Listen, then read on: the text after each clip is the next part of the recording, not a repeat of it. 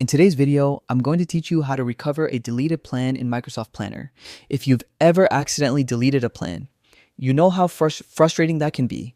Unfortunately, Microsoft Planner doesn't currently offer a straightforward way to recover deleted plans. But don't worry, I'm here to guide you through your available options and share some helpful tips to better manage your plans in the future. To begin, log into your Microsoft 365 account. Once you're signed in, open Microsoft Planner by clicking on the Planner icon within your app list. This will take you to the main interface where you can view all your existing plans. Now, here's the tricky part. If you've deleted a plan in Microsoft Planner, it's permanently gone because the platform doesn't include a built-in recovery option. This means you'll need to recreate the plan manually, which can be time-consuming. That said, there's an alternative. You can use third-party tools like Fluent Pro, which provide backup and restore capabilities for planner data.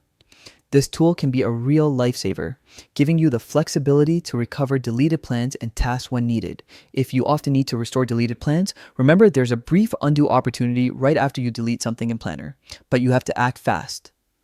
This option only appears for a few seconds. If you click it quickly enough, you might be able to recover your plan immediately. Lastly, the best prevention strategy is to always back up your important plans and tasks. Regular backups can save you a lot of time and stress if you ever face accidental deletion or data loss. So, while Microsoft Planner doesn't have a direct recovery option, by using backup tools, taking advantage of the quick undo, and keeping your data backed up, you'll be better prepared for any future mishaps.